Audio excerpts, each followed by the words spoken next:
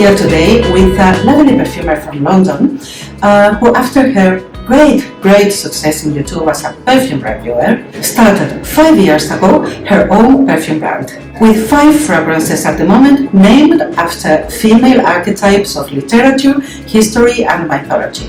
Can you guess? She is Sophie King, founder of SOKI London, who is here with me to tell us everything about her perfumes and the stories behind. I'm very happy, Sophie, to having you here. Thank you for coming, to take your time for coming here, because I know you are ultra busy because it's being a great success, your brand. I know that. So thank you so much. Thank you for having me. Appreciate it so much. Thank you. I would like to start because you know I am a historian and an archaeologist, and I'm very curious about not only the story behind, but about you choose some female names of characters of literature, mythology and history, and I love this. Tell me something about this. Yeah, so I think when it came to sort of creating the concepts and the stories behind each fragrance, what I sort of went back to was, I guess, how I think about perfume, which is about you wear a fragrance and it gives you an energy or a feeling. Perhaps you want to be romantic, or you want to be powerful, or you want to be sensual, whatever. And I think growing up in the 90s, there weren't that many sort of female role models, like strong, you know, we have like the Wicked Witch and Snow White or people like this, but every sort of female who was really strong was tended to be a bad guy. Powerful female. Yeah. Yes. And then I actually remember the Star Wars movies coming out, the 1, 2, 3, the newer ones with Natalie Portman. Yeah, I watched them. Yeah. And I was obsessed with them because we had Natalie Portman as like the queen of the galaxy, and she was beautiful and she was kind, but she was also powerful. Yeah. And I had pictures of her on my wall and everything, and that was the first person I'd ever seen who was feminine but still powerful. Yes. So this is what I see, that you've chosen characters that are powerful, maybe even, you know, very strong. But feminine at the same time. Still feminine, exactly. Yes. And this leads me maybe to something about your perfumes, because I see in a moment where all or almost all the perfumes are like unisex for everybody, but I see your perfumes more feminine leaning. Yeah. They are, right? Yeah, I mean, of course, like anyone can wear them. Yes. I don't want to prescribe.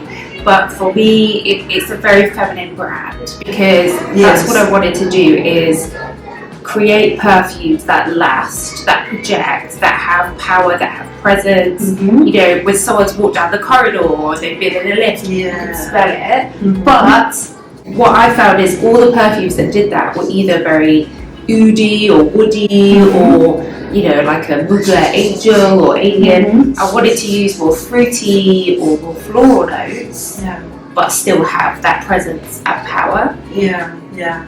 This is what I see. I mean, everybody can use anything they want, but to my nose, they are more feminine. And for me, this makes the difference nowadays, because everybody wants to make fragrances for anyone, like unisex fragrances, but for me this is like more feminine brand, but at the same time the fragrances are actually powerful, and this is another point that I've seen in your brand, because you know your look is so feminine, so young, even a bit fragile. It's like yes, and all the aesthetics and the branding of the perfumes, the bottles is like feminine leaning, fragile leaning, but actually this can make the people think about too young fragrances, maybe for teenagers, and nothing more far of the reality, because I smelled all the fragrances and they are actually very powerful. Yeah, definitely. So So when I was a student many years ago, I worked for a year in an independent perfumery, and that's really where I cut my teeth and learned so much about perfume. Mm-hmm. We had 1,000 perfumes in stock. Like, At what age, more or less? So this was after my undergraduate, so 21. Thousands. That's Really? Everything. Oh wow! It was crazy. So you were a collector.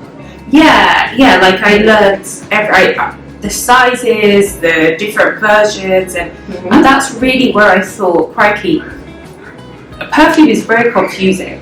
Like you have 10 different versions of perfumes. They use all these French words. People would come in being like, oh, I like Le Belle.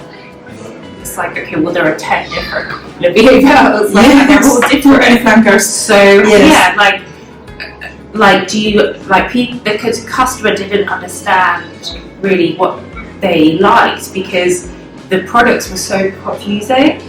So that was really important for me to sort of understand, like, when I create my range, I want each perfume to have a very different personality. And you've got it. And to be because very they are clear. so different with each other, it's amazing. Yeah. Amazing.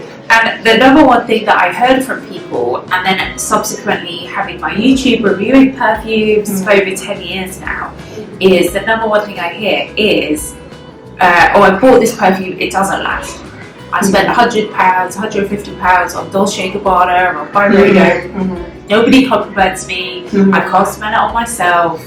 Like I've wasted my money. Yeah. And being a northerner from the top northern England, value for money is very important to me. Yeah. So what I did is I researched it and I found out that the thing that makes a perfume last is how much oil there is in the fragrance. The actual How's the concentration?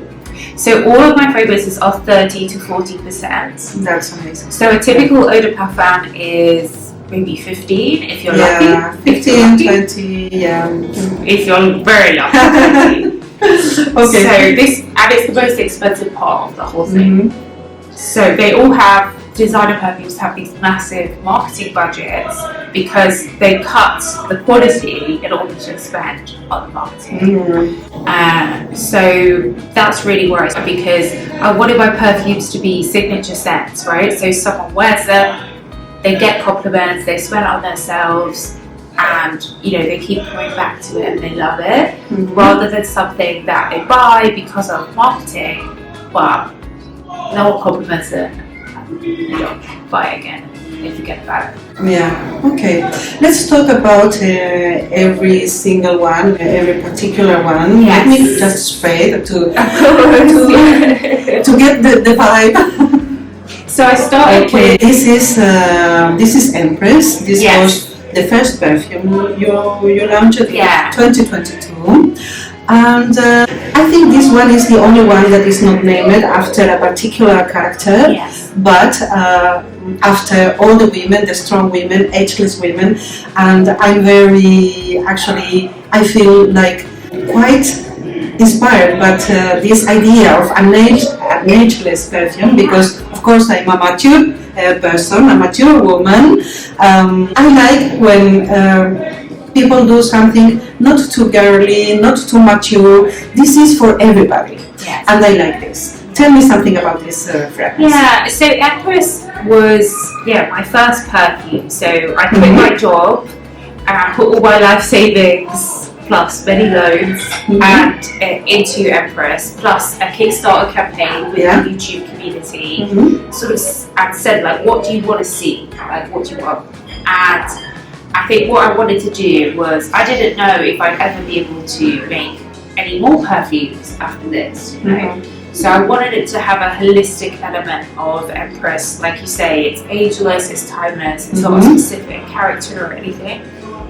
And Empress really is my boss girl fragrance. So it's 40% fragrance oil, so it's very, very, very concentrated. 40%? Yes. Okay. So it's like an extract or a parfum. Yeah, I can still smell it in there. Yes. It's definitely one of those perfumes that you spray and people notice you. It gives you presence.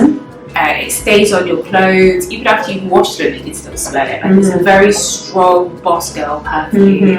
And I wanted my first perfume have that major impact of you only need a few sprays and it's going to last and it's going to have that presence. And it's like when you are wearing this perfume, it's like a vehicle of confidence and self-expression. Yeah. You know, because it says something about the woman who is wearing it. Absolutely. I love this one. And then in 2023, you launched one of my favorite, my second favorite, Aphrodite, and I love Aphrodite, the Greek goddess of beauty, love, and fertility too. And a strong woman, but feminine woman too. Yeah. So I wanted to create something that was kind of the opposite of Empress. So something that had a bit of a more daytime summer vibe. What I love super summery is mango. I love mango. Body shop in all its forms. In any form. And like I eat the Body Shop mango, body butter, the lip. I had all of that. Yes. But what I found is there were very, very few perfumes that had mango in, and the ones that did say they had mango in, you could smell it for like 5-10 seconds and it would disappear. Yeah, like the citrics, they are gone very quickly. It didn't smell like mango. Yeah, and like artificial also. Yeah, like a Haribo, a sweet candy. Too mango. sweet. Yes. Yeah. So I worked for over a year in the lab, sort of to create a mango note that actually smelled like mango and that lasted through the heart, through the base.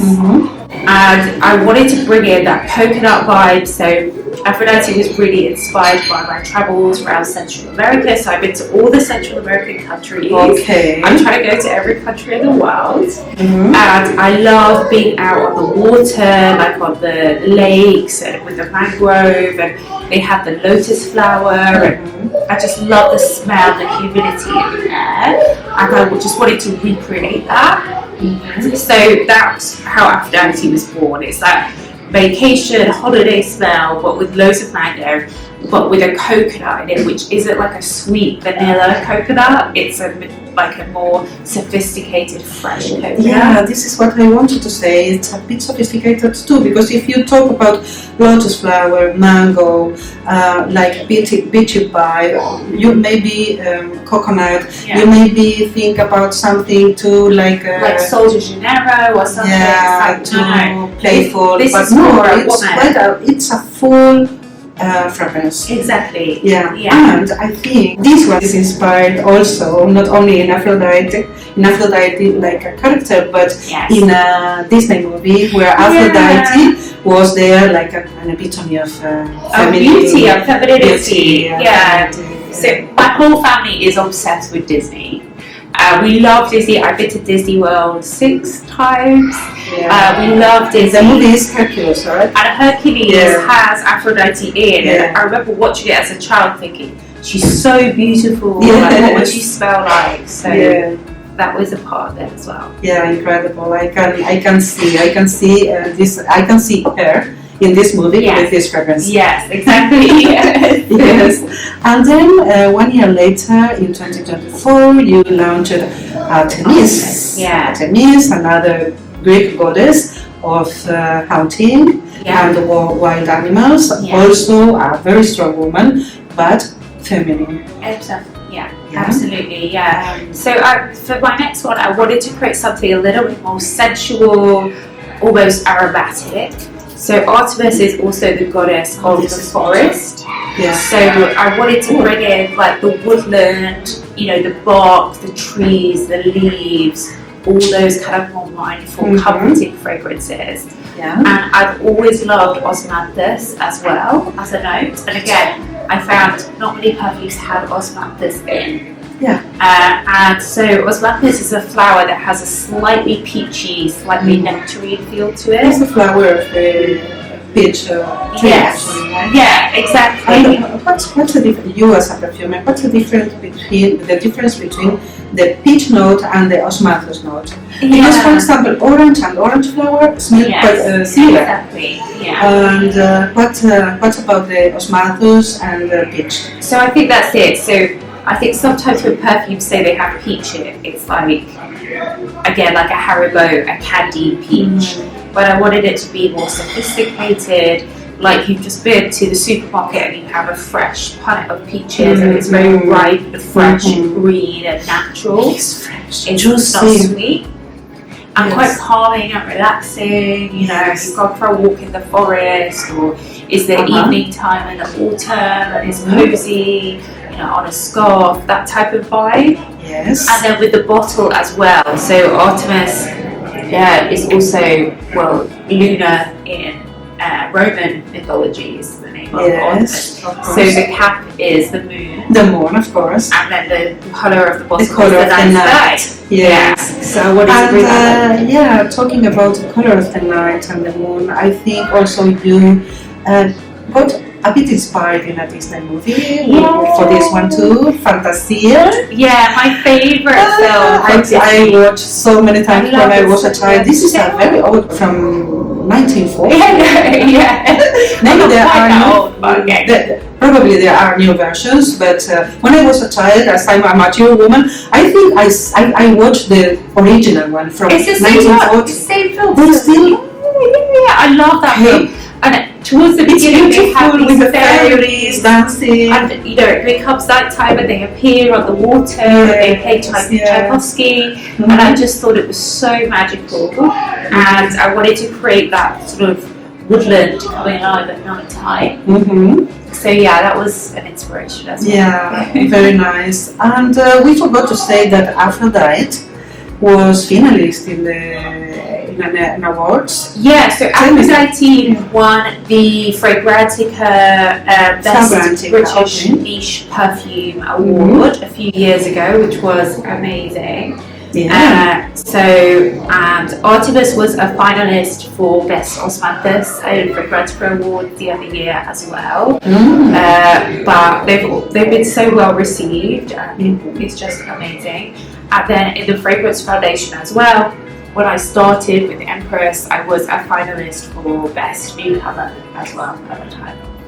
That's a good mark for your brand. Yeah. And congratulations, because actually it's really good. I can understand why it was a finalist. And maybe in the next future it will be the one. Let's see. Yes, it has to. And then in 2025 we have Cleopatra, a character that I love, the powerful queen of Egypt of the Ptolemaic dynasty period. And she was again strong but also feminine, using her femininity to deal with Mark Antony and Julius Caesar, so powerful men from the Roman Empire, and she was there with her perfumes also, because she was known for always leaving a beautiful trail behind her. And tell me why you named this Cleopatra, because so I wanted to create a perfume inspired by the Mediterranean. So I also wanted to create something that I could use for my wedding in Sicily, because my husband is Sicilian. We just got married in Sicily, and I love all those the trees and the vegetation that grows in the Mediterranean. So when you roll the petit grain, the orange blossom, all of that happens. I wanted something inspired by that. And then I wanted to really make like the ultimate orange perfume. It's because I love things like Aqua Allegoria and things like this, but they never last. The citrus perfumes never last for me.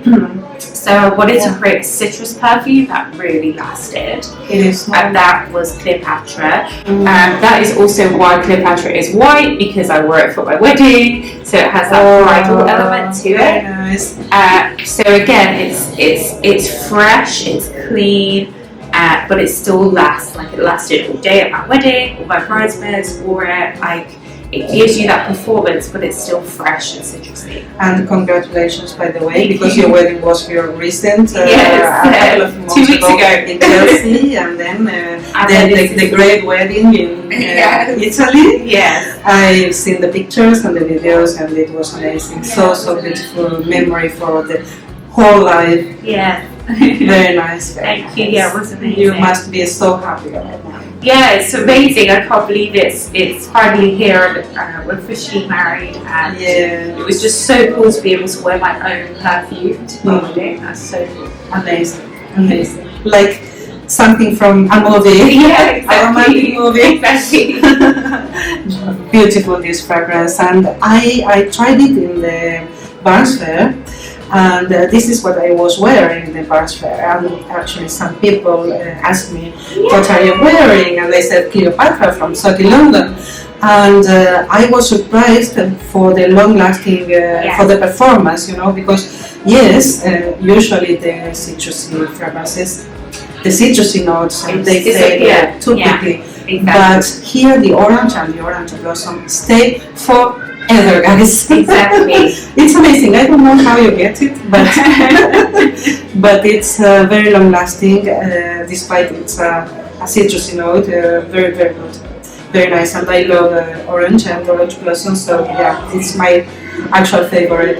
And then 1 year, and you've been launching every year one new fragrance. And then we have the recent launch. Yes. This was just a couple of months ago, right? Ophelia. Yeah. Named after, again, a literature character, this time from Shakespeare, from Hamlet. Yes. And I'm a bit surprised with this name, Ophelia, because I think Ophelia, she wasn't actually a very strong woman. She was rather fragile woman.